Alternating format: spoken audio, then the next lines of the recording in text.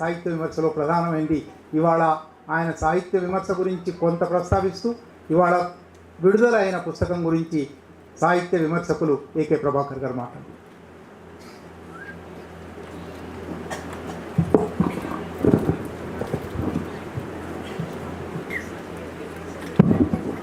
అధ్యక్ష, వేదిక మీద ఉన్నటువంటి ఈరోజు పుస్తకాన్ని ఆవిష్కరించినటువంటి సుసీతారు గారు, గుగి అన్న అంటానికి కారణం కూడా చెప్తాను.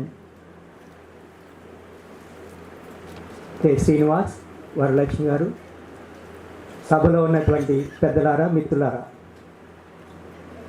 యుద్ధకాలంలో స్వప్నాలు, బాల్య జ్ఞాపకాలు, ఈ పుస్తకం గురించి 2 మాటలు మాట్లాడే ముందు నేను ఉపన్యాసం ఇవ్వబోట్లేదు, విమర్శ చేయబోట్లేదు.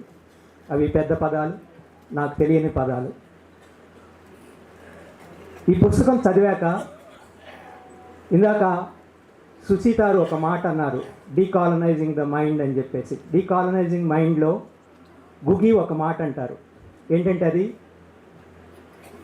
మనం we're becoming other world from our world, we're becoming other selves from our selves అంటారు. ఈ పుస్తకం చదివాక, ఇక్కడ ఉన్నటువంటి మీ అందరినీ చూశాక, కాదు మనందరినీ చూశాక నాకేమనిపిస్తుందంటే ఈరోజు మనం అదర్ వరల్డ్ నుంచి అవర్ ఓన్ వరల్డ్లోకి వచ్చామనిపిస్తుంది. అదర్ సెల్ఫ్స్ నుంచి అవర్ సెల్ఫ్స్ అయ్యాం. ఈరోజు ఈ అవర్ సెల్ఫ్స్ అవటానికి కారణమైనటువంటి రచనలు ఎన్నో చేసినటువంటి గుగికి ముందు రెడ్ సాల్యూట్స్ చెప్తూ ఆ తర్వాత ఈ పుస్తకంలోకి వెళ్తాను. గుగి 96లో నేను గుగియు భాషలో గుగి మాట్లాడినట్లే నేను కూడా తెలుగులో మాట్లాడతాను. ఎక్కడన్నా 1-2 వర్డ్స్ గుగి కోసం ఇంగ్లీష్లో మాట్లాడతాను. నాకు ఇంగ్లీష్ రాదు. గుగి ఇంగ్లీషు ప్రొఫెసర్ అయి ఉండి గుగియు భాషలో రాసుకున్నారు. నాకు ఇంగ్లీష్ రాక తెలుగు భాషలో మాట్లాడుతూ ఉంటాను. ప్రథమంగా 90లో దాదాపు నేను నా పిహెచ్డి ప్రోగ్రాం చేస్తున్నప్పుడు నేను తెలంగాణ మాండలిక కథ గురించి పిహెచ్డి చేశాను. ఆ సందర్భంలో అల్లం రాజయ్య ఇతరులు మాండలికంలో రాయటానికి కారణం ఏంటి? భాష అనేటువంటిది కేవలం సామాజికమైనటువంటి అంశం, అదేదో పదాలకే అర్థాలకే సంబంధించినటువంటి అంశం. మహా అయితే తర్వాత ఉద్యమాలకు సంబంధించినటువంటి అవసరం కొద్దీ రాజయ్య అండ్ అదర్స్ వీళ్ళు మాండలికంలో రాశారు, తెలంగాణ భాషలో రాశారు అని అనుకున్నా నేను. కానీ గుగి ఆఫ్రికన్ సాహిత్య భాష అనేటువంటి వ్యాసం అరుణధారలో చూసినప్పుడు 90 సెప్టెంబర్ అక్టోబర్ నెలల్లో వచ్చింది అది. అప్పుడు నాకు అర్థమైంది, ఇట్ ఈస్ సంథింగ్ లైక్ ఏదో తిక్కనికి హరిహరనాథుడు ప్రత్యక్షమైనట్లు నాకు గుగి ప్రత్యక్షమయ్యాడు. గుగి ప్రత్యక్షమయ్యి సెకండ్ లాంగ్వేజ్, ఫస్ట్ లాంగ్వేజ్ అనేటువంటి కాన్సెప్ట్ మనం ఏమి నేర్చుకుంటున్నాం? స్కూళ్ళకి వెళ్ళి తెలంగాణ విద్యార్థి తెలంగాణ భాష నేర్చుకోవటం లేదు, ప్రామాణిక భాష నేర్చుకుంటున్నాడు. గుగి చెప్పినటువంటి ఫస్ట్ లాంగ్వేజ్, సెకండ్ లాంగ్వేజ్ అనేటువంటి కాన్సెప్ట్ని నేను తెలంగాణ భాషకి, మాండలికానికి అన్వయించుకుంటూ, ఒక దళితుడు స్కూల్కి వెళ్ళినప్పుడు తన మాతృభాష నేర్చుకుంటున్నాడా? లేదు, సెకండ్ లాంగ్వేజ్ అది. అంటే తెలుగు కూడా సెకండ్ లాంగ్వేజ్ అయిపోయేటువంటి పరిస్థితి. ఇది కాలనైజింగ్లో ఇంగ్లీష్ అవుతుంది, అక్కడ మాతృభాష గిక్వి అవుతుంది, ఇక్కడేమో ప్రామాణిక భాష వేరే అవుతుంది, నా మాతృభాష వేరే అవుతున్నటువంటి సందర్భంలో నాకు క్లియర్ అయిపోయిందనమాట, ఏంటి నేను చెప్పాల్సింది అని. అప్పుడు నాకు సాంస్కృతిక భాష ఒకటి ఉంటుంది, సాహిత్య భాష ఒకటి ఉంటుంది అని వేరుగా ఉంటాయని చెప్పేసి అర్థమైంది. ఇది నా గురించి చెప్పుకోవటం కాదు, గుగి నాకు ఇచ్చినటువంటి జ్ఞానం, గుగి నాకు ఇచ్చినటువంటి ఎరుక. ఈ ఎరుక ద్వారా ఈరోజు మనం ఇన్ని వాదాలకు సంబంధించినటువంటి వ్యక్తులు, ఇన్ని వాదాలకు సంబంధించినటువంటి విడిపోయినటువంటి మనందరం ఒకే రూఫ్ కింద మళ్ళీ ఈరోజు కలిసినప్పుడు నాకేమనిపించిందంటే, మనం అదర్ వరల్డ్లోకి పుష్ చేసింది కలోనియలిజం అనేటువంటిది, వలస పాలన మనకు దూరమైన, మళ్ళీ మనం అవే భావజాలాల్లో ఉండి వలస మరో రూపంలో ఉన్నప్పుడు, మనందరం మరో రకంగా మారినప్పుడు, ఇది నాకేమనిపించిందంటే మనం మళ్ళీ అవర్ సెల్స్ అవటానికి కారణమైనటువంటి గుగి రైటింగ్స్ని మనందరం మనసుకి హత్తుకుంటూ, ప్రేమగా హత్తుకుంటూ ఈరోజు గుగి మధ్య మాట్లాడుకుంటున్నాం. ఇవి గుగి బాల్య జ్ఞాపకాలు.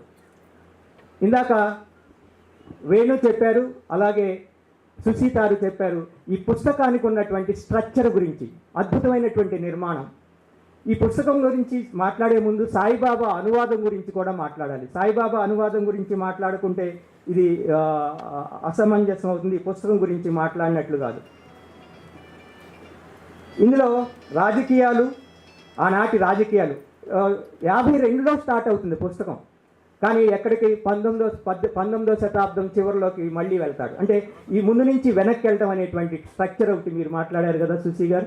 ఈ స్ట్రక్చర్ అనేటువంటిది చాలా అద్భుతమైనటువంటి నిర్మాణం. మనకు ఒక సినిమాకు సంబంధించినటువంటి స్క్రీన్ ప్లే చూస్తున్నట్టు ఉంటుంది.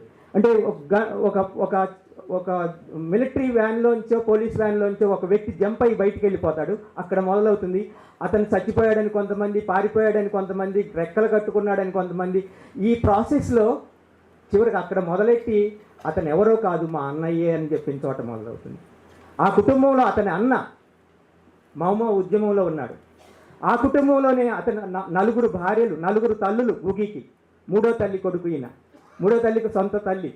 అయితే గుగి వాతియాంగో అనేటువంటి ప్రాసెస్, అసలు గుగి టియాంగో అనేటువంటిది తండ్రి పేరు, తల్లి పేరు వేరే ఉంది. స్కూల్కి వెళ్ళినప్పుడు తన తల్లి పేరు చెప్తారు. అటెండెన్స్ రోల్ కాల్లో నీ పేరేం రాసుకుంటా ఉంటే తల్లి పేరు చెప్తాడు, గుగి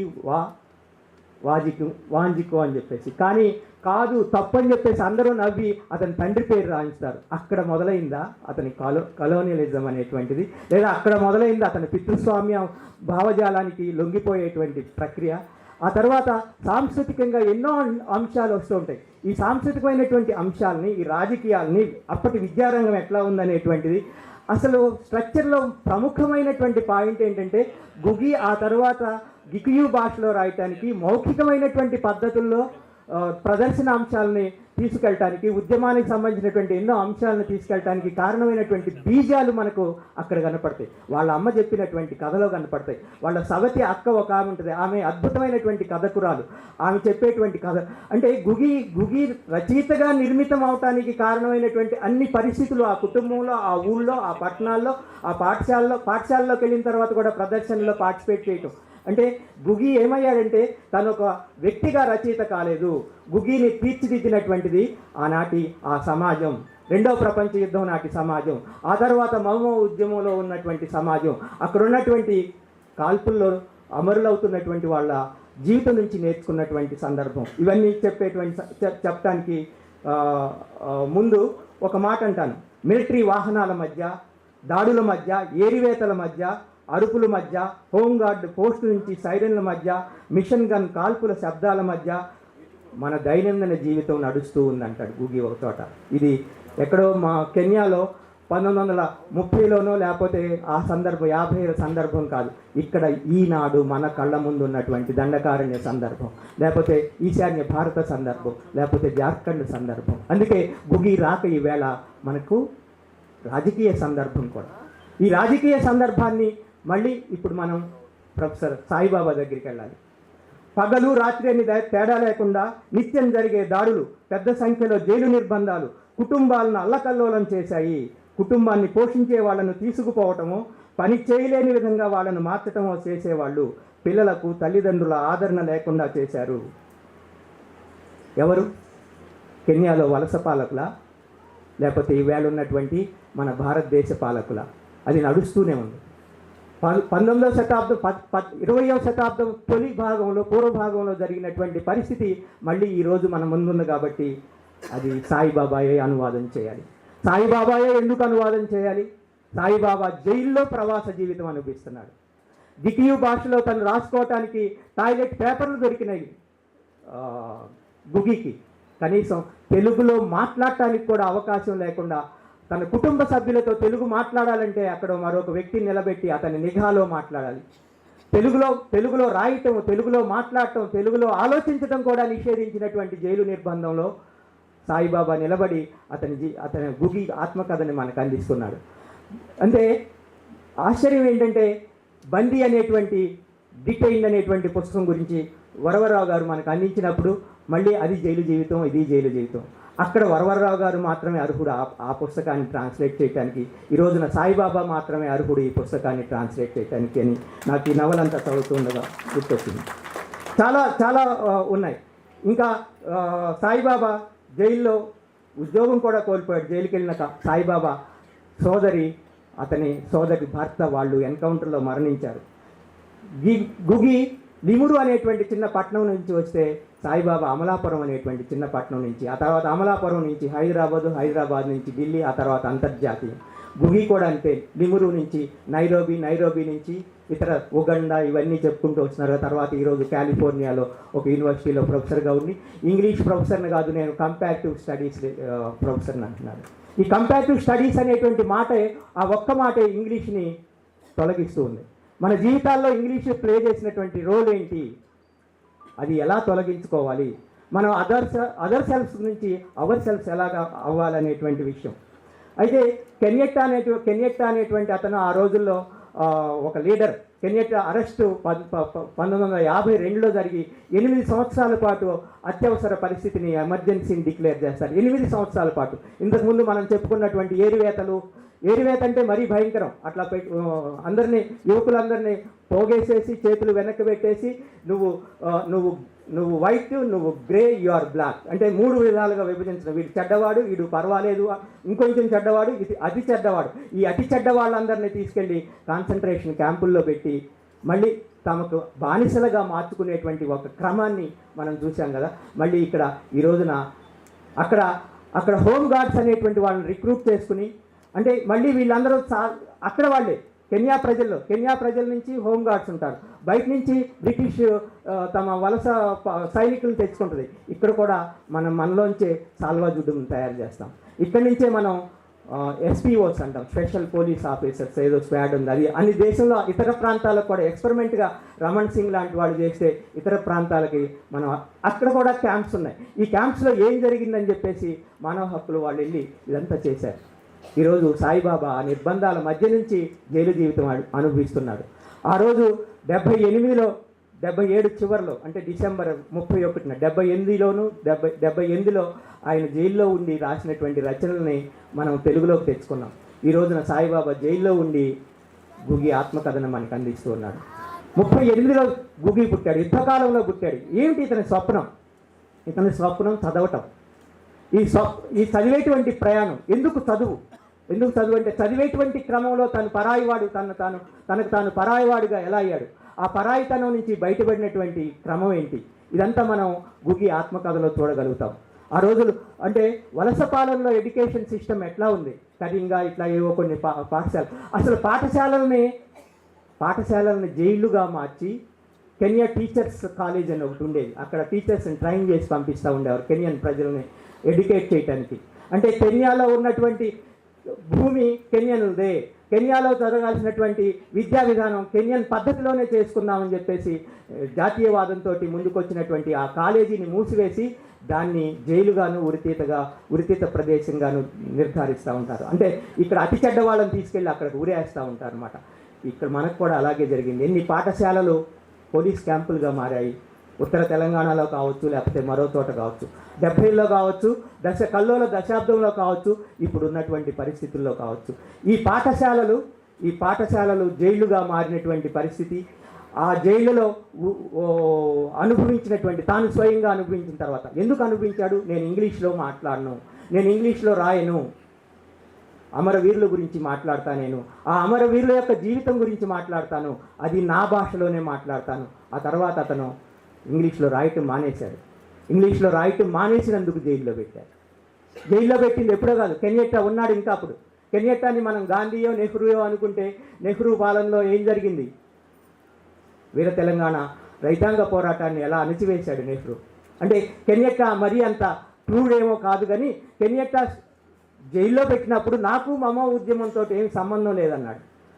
తర్వాత దేశాధినేత అయ్యాక ఆ మమో ఉద్యమాన్ని తను సొంతం చేసుకున్నాడు. జాగ్రత్తగా ఉండాలి. ఉద్యమాలను సొంతం చేసుకునేటువంటి పాలకులు ఎప్పుడూ ఉంటారు. ఉద్యమాలను సొంతం చేసుకునేటువంటి పాలకుల మధ్య మనం బతుకుతూ ఉన్నాం. ఉద్యమ ఫలితాలను సొంతం చేసుకునేటువంటి పాలకులు.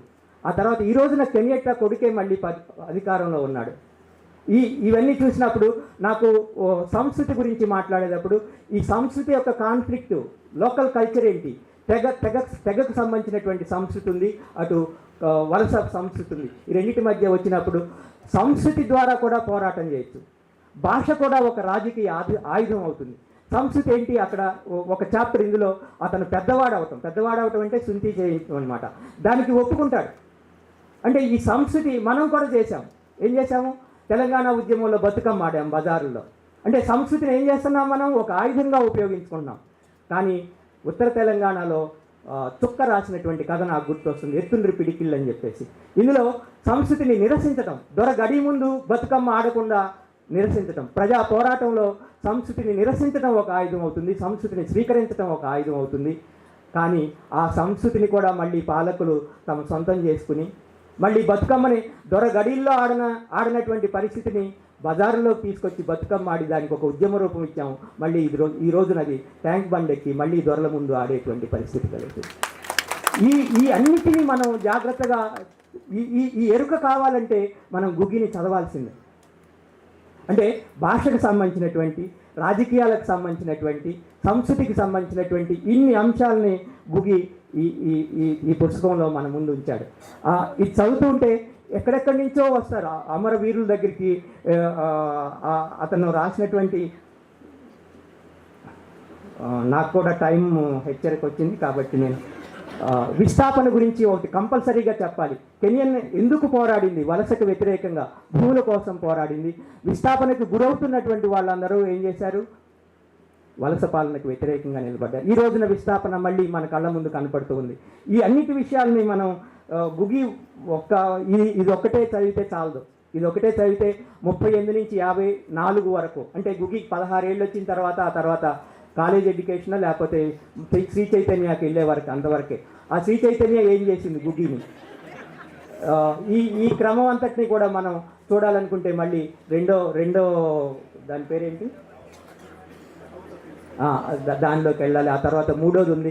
ఇప్పుడు మనం సాయిబాబా చేస్తాడో లేకపోతే నేను మీరు మళ్ళీ జైల్లో కూర్చుని ఇదంతా చేయాలో తెలియదు. అదే పరిస్థితి ఉంది.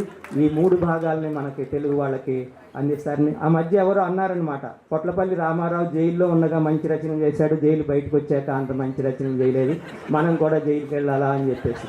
అదేదో ఆయన కేవలం వాక్ చమత్కారం కోసం అన్నాడు తప్పితే ఆయన వెళ్ళేవాడు కాదు, పెట్టేవాడు కాదు. కానీ మనం సిద్ధంగా ఉందాం. సాయిబాబా విడుదల కోసం మనందరం ముందుకు కదులుదాం. ఈ అనువాదం చేయటంలో సాయిబాబా ఎదుర్కొన్నటువంటి ఇబ్బందులు కూడా ఉన్నాయి. తెలుగులో మాట్లాడటానికి, తెలుగులో రాసుకోవటానికి, తెలుగు డిక్షనరీని తన మెదడులో సబ్కాన్షియస్లో రికార్డ్ అయి ఉన్నటువంటి తెలుగు పదాలను మాత్రమే అతను ఇది రాయటానికి ఉపయోగించాడు. అతనికి డిక్షనరీ అందుబాటులో లేదు. కేవలం తెలుగు భాష మీద ప్రేమ కాదు. ఒక మాట గుర్తొస్తుంది, నువ్వు అవతల ఒక ఆత్మచరిత్ర రాయాలంటే అతనితో నీకు మానసిక సాన్నిహిత్యం ఉండాలంటారు. సాయిబాబాకి గుగితోటి మానసిక సాన్నిహిత్యం ఉంది కాబట్టి ఈ పుస్తకాన్ని మనకు అందించాడు. ఈ పుస్తకాన్ని మాట్లాడటానికి నాకు ఈ అవకాశం, ఇది నాకు ఛాన్స్ తప్పితే మరొకటి కాదు. ఇక్కడ నిలబడేటువంటి అర్హత నాకు లేదు. కానీ ఈ కారణంగా ఈ పుస్తకాన్ని, ఆ తర్వాత గుగి మిగతా పుస్తకాలు చదువుకునేటువంటి అవకాశం లభిస్తుంది. ఈ అవకాశం నాకు ఇచ్చినందుకు మలుపు ప్రచురణలకి తక్కిన పెద్దలందరికీ నమస్కరిస్తూ సెలవు తీసుకుంటున్నాను.